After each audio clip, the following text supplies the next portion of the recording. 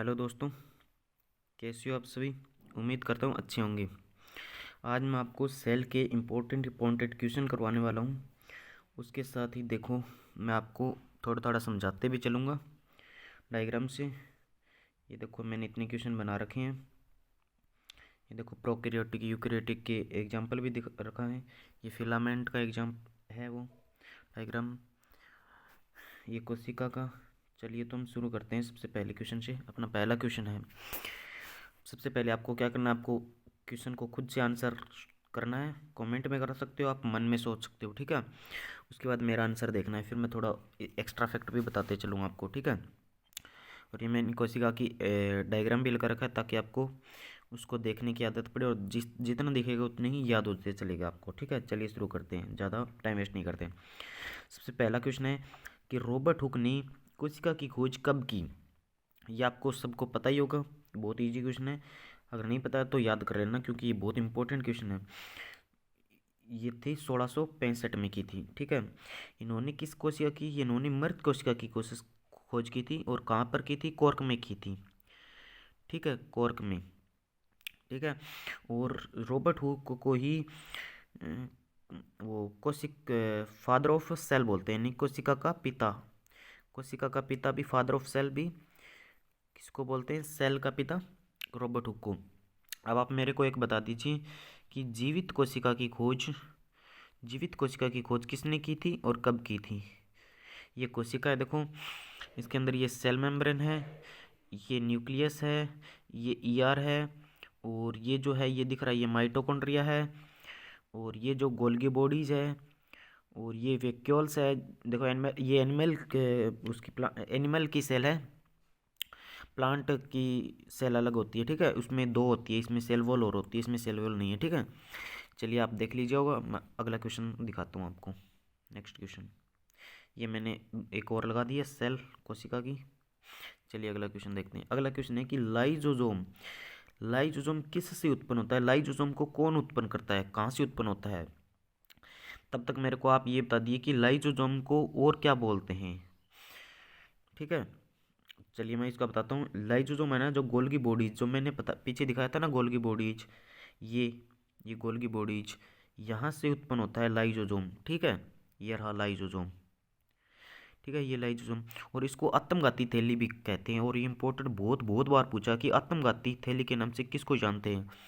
तो यह आत्मघाती की थैली के नाम से जानते हैं किसको, इसको लाइजोजोम को। ये कब है, जब सेल काम नहीं करता ना, सेल के ऑर्गन, तो ये फट जाता है, ये खुद भी मर जाता है, और दूसरों पूरी सेल को भी खराब मतलब मार देता है, ठीक है। चलिए अगला क्वेश्चन चलते हैं। उम्मीद करता हूँ आपको समझ में आ रहा होगा। अगला क्वेश्चन मैं आपको सिर्फ रिवीजन कराने वाला हूँ, आपको ये नहीं मत सोचना कि ये से पढ़ा रहा है, ठीक है। मैंने आज खुद टॉपिक किया तो मैं आज इसका रिवीजन करवा रहा हूँ। निम्नलिखित में से कौन सा अंग जटिल शर्करा का उत्पादन और संशोधन करता है। इनमें से कौन सा है वो जो जटिल शर्करा यानी कि शुगर का उत्पादन करता है और उसका संशोधन करता है, ठीक है। तो आपने सोच लिया होगा, इसका राइट आंसर है गोल्गी उपकरण, गोल्गी बॉडीज। चलिए अगला क्वेश्चन देखते हैं। अगला क्वेश्चन वही आ गया, ये रिपीट हो गया, सॉरी, टाइपिंग की थी उसने उसने रिपीट कर दिया, उसको बोलना पड़ेगा। चलिए, केंद्र के अलावा अन्य कोशिकांग जिसमें डीएनए होता है, एक तो इसके अंदर दिया है वो बताना है, और एक और बताना है जिसके अंदर खुद का राइबोसोम और डीएनए होता है। और वो हिंट देता हूँ मैं, सिर्फ प्लांट में ही पाया जाता है, एनिमल सेल में नहीं पाया जाता, ठीक है। जिसका खुद का राइबोसोम होता है और खुद का डीएनए होता है, एक इनमें से। देखो तीन के पास खुद का राइबोसोम और डीएनए होता है। देखो न्यूक्लियस के केंद्र के पास तो होगा ही होगा, ठीक है, जिसके पास खुद का राइबोसोम और खुद का ही डीएनए होता है, एक इन ऑप्शन में दिया हुआ है। और एक और होता है जो सिर्फ प्लांट सेल में पाया जाता है, जिसके अंदर खुद का राइबोसोम और खुद का ही डीएनए होता है। चलिए आपने सोच लिया होगा, इसका राइट आंसर है माइटोकॉन्ड्रिया। और जो मैं पूछ रहा हूँ ये है प्लास्टेड, ये है प्लास्टेड, ठीक है, प्लास्टेड, जिसका पास खुद का डीएनए और खुद का ही राइबोसोम होता है, और ये सिर्फ प्लांट सेल में पाया जाता है। प्लांट सेल में और एनिमल सेल में दो डिफरेंस है। एक तो प्लांट सेल में मैं आगे बताता हूँ आपको। देखो, ये प्लांट सेल, ये एनिमल सेल। प्लांट सेल में एक सेल वॉल पाई जाती है, सेल वॉल इसके अंदर नहीं पाई जाती। इसके अंदर प्लास्टेड पाया जाता है, इसके अंदर नहीं पाया जाता। वैक्यूल दोनों के अंदर पाया जाता है, लेकिन इसके अंदर है ना टेम्परेरी होता है, यानी कि क्षणिक होता है, परमानेंट नहीं होता। और इसके अंदर स्थायी होता है, परमानेंट होता है, ठीक है, वैक्यूल्स। और इसके अंदर वैक्यूल्स है ना लगभग 80% स्पेस ऑक्यूपाई करके रखता है, मतलब 80% जगह घेर के रखता है। और इसके अंदर पाए जाते हैं, छोटे छोटे पाए जाते हैं, और वो जरूरत पड़ने पर काम आते हैं। और वैक्यूल्स का वैक्यूल्स है ना टर्जिडिटी और रिजिडिटी प्रोवाइड करते हैं, ठीक है। चलिए अगला क्वेश्चन देखते हैं। क्या पूछा है? बहुकोशिकीय जीव नहीं है, ये देखो नहीं है, मतलब इनमें से कौन सा है जो एक कोशिका से बना हुआ? एक कोशिकीय है, बाकी सारे बहुकोशिकीय, मतलब एक से ज़्यादा कोशिका से बने हुए। मनुष्य की सेल एक से ज़्यादा की है, पादप की भी एक से ज़्यादा की है, और कैक्टस की भी एक से ज़्यादा की है। अमीबा है जिसकी कोशिका सिर्फ एक कोशिकीय जीव है। और ये मेरे अभी टेक्नीशियन ग्रेड 3 के अंदर आया हुआ एग्जाम आया था, मेरे खुद की शिफ्ट में आया हुआ था ये, ठीक है, टेक्नीशियन ग्रेड में, कि एक कोशिका जीव का पहचान कीजिए। तो ये है अमीबा। चलिए अगला क्वेश्चन शुरू करते हैं, देखते हैं। कोशिका कोशिका विलयन खाली कौन से विलयन? जिसे देखो वो ओस्मोसिस ओस्मोसिस ओस्मोसिस ओस्मोसिस मतलब एक होता है जिसमें जो कण है ना वो उच्च सांद्रता से निम्न सांद्रता की ओर, यानी हाई कंसंट्रेशन से लो कंसंट्रेशन की ओर गमन करते हैं ऑस्मोसिस में, ठीक है। तो मतलब कौन से सॉल्यूशन में रखेंगे जब कोशिका फूल जाएगी? 3 सॉल्यूशन दिए, एक हाइपरटोनिक सॉल्यूशन, एक हाइपोटोनिक सॉल्यूशन और एक आइसोटोनिक सॉल्यूशन। देखिए मैं आपको समझाता हूँ। ये 3 सॉल्यूशन ले लिए अपने, 1, 2 और 3, ठीक है। इसमें हाइपो ले लिया, हाइपो, इसके अंदर आइसो ले लिया, और इसके अंदर हाइपर ले लिया, हाइपर, ठीक है, जो दिया है। इसके अंदर भी कुछ सेलें डाल दी, इसके अंदर भी कुछ सेल डाल दी, और इसके अंदर भी कुछ सेल डाल दी, ठीक है। इसके अंदर पानी है, किसकी हाई? देखो मैंने पीछे बताया था ना कि हाई हाई मतलब हाई कंसंट्रेशन, मतलब उच्च सांद्रता। किसकी उच्च सांद्रता? ये होती है वाटर की उच्च सांद्रता, ठीक है, वाटर की। तो यहाँ वाटर ज़्यादा है, यहाँ है वाटर, वाटर, ठीक है, पानी, पानी, यहाँ पर भी पानी है और अंदर भी पानी है। इसके कोशिका के अंदर भी पानी है और बाहर भी पानी है, बाहर भी पानी है और अंदर भी पानी है। तो इनमें अंतर क्या होता है? देखो इसके अंदर है ना बाहर बाहर पानी है ना, बाहर कोशिका के अंदर पानी कम होता है और बाहर पानी ज़्यादा होता है। जिससे कि बाहर ज़्यादा है तो अंदर जाएगा, अंदर जाएगा। जैसे हम गुब्बारा है, गुब्बारे में फूंक मारते हैं, देखो गुब्बारा, गुब्बारे के अंदर हवा कम होती है, बाहर से हम फूंक मारते हैं अंदर हवा में, तो ये फूल नहीं जाता।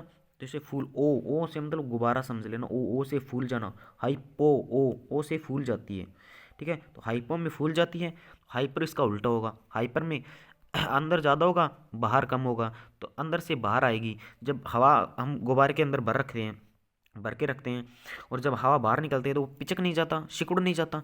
तो हाइपर के अंदर वो सिकुड़ जाएगी कोशिका, जो ये सेल है ना ये सिकुड़ जाएगी, ठीक है।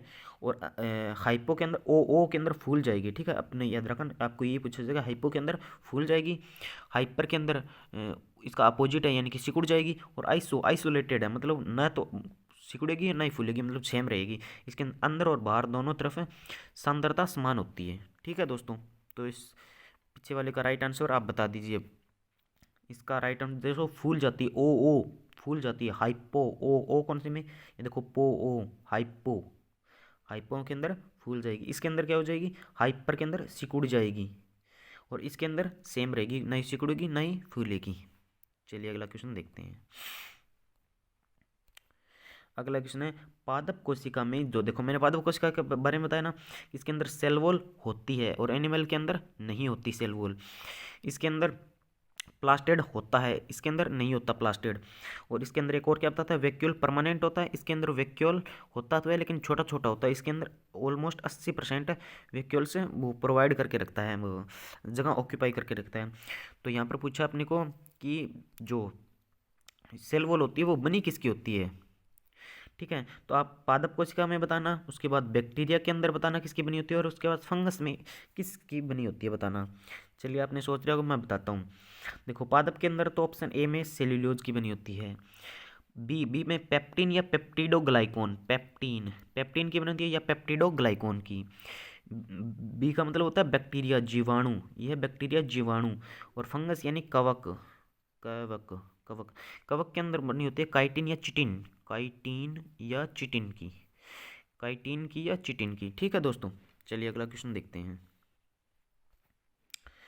पादप कोशिका में मौजूद सबसे बड़ा कोशिकांग कौन सा है, मतलब पादप कोशिका अंदर सबसे बड़ा कोशिकांग कौन सा है?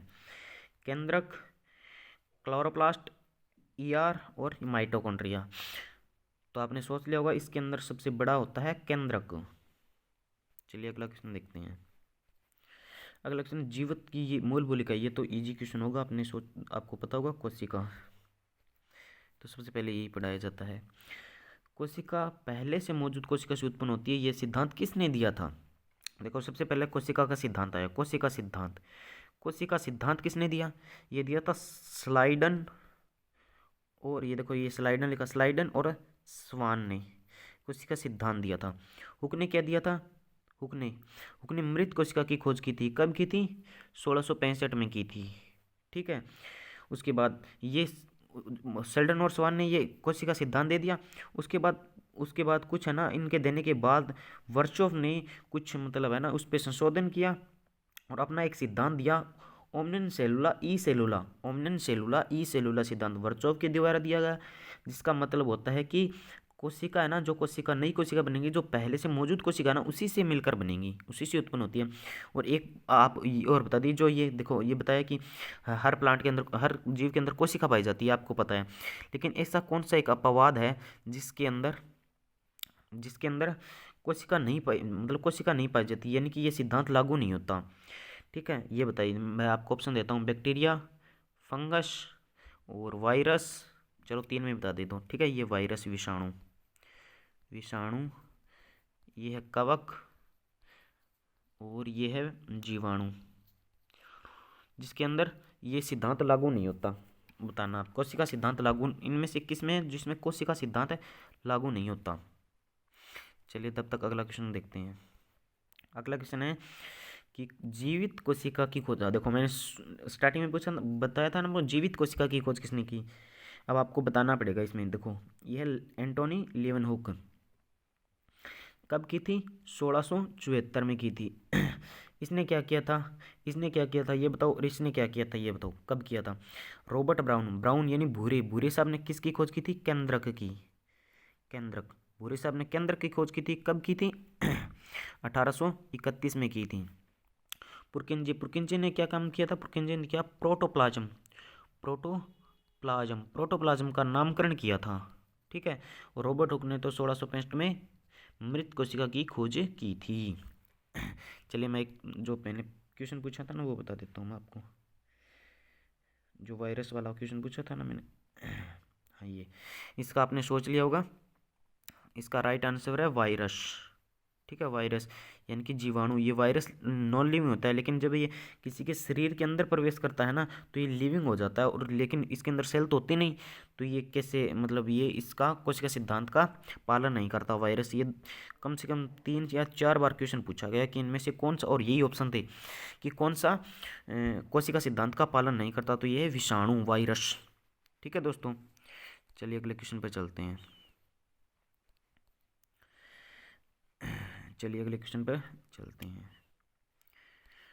अगला क्वेश्चन में इसमें कौन सा प्रोकैरियोटिक के उदाहरण है? इन देखो 2 प्रकार की सेल होती है, एक होती है प्रोकैरियोटिक, इसमें से देख लेना, ये शैवाल, कवक, बैक्टीरिया और प्रोटोजोआ। ठीक है, मैं आपको दिखाता हूँ दोनों की सेल। देखो ये दोनों सेल, ये है प्रोकैरियोटिक सेल और ये है यूकैरियोटिक सेल। देखो इसके अंदर आपको क्या क्या कॉमन मिल रहा है? देखो एक तो राइबोसोम है जो दोनों के अंदर कॉमन पाया जाता है। ठीक है, इसके अंदर बहुत सारे कोशिकांग नहीं है, इसके अंदर कोशिकांगों की एब्सेंट होते हैं, इसके अंदर सारे कोशिकांग पाए जाते हैं। पहला याद रखना आपको, दोनों के अंदर राइबोसोम होता है, इसके अंदर कोशिकांग नहीं होते, इसके अंदर कोशिकांग होते हैं सारे के सारे। ठीक है, इसके अंदर सेल वॉल होती है, सेल वॉल तो होगी, और एक होता है इसके अंदर न्यूक्लियस नहीं पाया जाता, सिर्फ न्यूक्लियोड पाया जाता है। देखो इसके अंदर बाहर कोई झिल्ली नहीं है ना, हाँ, इसके अंदर सिर्फ न्यूक्लियोड पाया जाता है, इसके अंदर न्यूक्लियस पाया जाता है, और सेल मेम्ब्रेन तो होगी। राइबोसोम सबसे ज़्यादा पूछा जाता है, राइबोसोम याद रखना कि ये पूछा जाता है कि कौन सा प्रोकैरियोटिक और यूकैरियोटिक दोनों में कॉमन पाया जाता है, जो है राइबोसोम। ठीक है दोस्तों, तो और ये जो प्रोकैरियोटिक सेल है ये किस में पाई जाती है? ये बैक्टीरिया में पाई जाती है और एक माइकोप्लाज्म। और माइकोप्लाज्म से एक और फैक्ट याद आना चाहिए आपको। माइकोप्लाज्म मैं लिख देता हूँ, माइकोप्लाज्म। माइकोप्लाज्म से मतलब एक और बात याद आनी चाहिए कि माइकोप्लाज्म के बारे में एक और फैक्ट क्या होता है। चलिए मैं तब तक आपको पीछे का आंसर देता हूँ। इसका राइट आंसर होगा बैक्टीरिया। बैक्टीरिया के अंदर प्रोकैरियोटिक सेल पाई जाती है। और एक और पूछा था मैंने, माइकोप्लाज्म।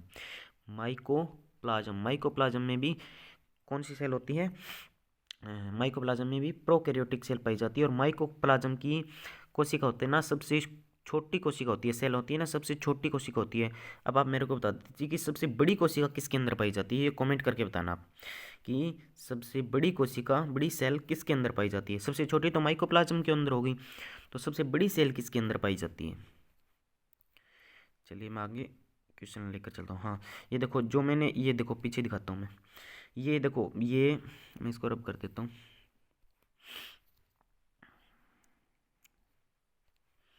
मैं इसको रब कर देता हूँ। देखो ये फ्लेगलम है, ये आपको फ्लेगलम दिख रहा होगा, ये आपको फ्लेगलम दिख रहा होगा, ये फ्लेगलम का ना स्ट्रक्चर, इसके बारे में एक क्वेश्चन पूछा जाता है आपसे। देखो ये फ्लेगलम है, ये पूरा फ्लेगलम है, ठीक है, ये पूरा पूरा का पूरा फ्लेगलम है। इसके अंदर आपको तीन ही चीज़ें रखनी है। देखो सबसे पहले ये नीचे वाला ये है बेसल बॉडी, ठीक है, ये है बेसल बॉडी, और ऊपर है ये फिलामेंट है, देखा, ठीक है, ये ऊपर वाला फिलामेंट है और ये बेसल बॉडी है। और इन दोनों को जो कनेक्ट करता है ना, ये पूछा जाता है कि फिलामेंट और बेसल बॉडी को कनेक्ट करता है, उसका क्या नाम है? इसका नाम है हुक। तीन ही चीज़ें रखनी है, बेसल बॉडी, हुक और फिलामेंट। फिलामेंट और बेसल बॉडी को कनेक्ट करता है, उसको क्या नाम है? हुक, ठीक है, हुक से कनेक्ट करके रखते हैं। चलिए अगला क्वेश्चन देखते हैं।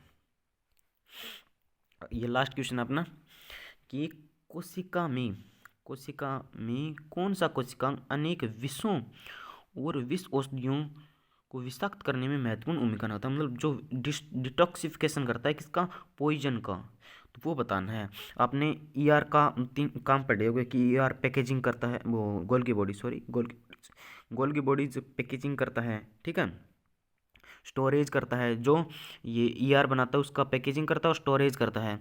जो न्यूक्लियस की तरफ है ना, इसको सिस फेज बोलते हैं, और जो मेम्ब्रेन की तरफ है ना बाहर, इसको ट्रांसफेज बोलते हैं, ठीक है। तो ये आपको बताना है कि इसमें इसका एक काम और होता है, जो ये है ना,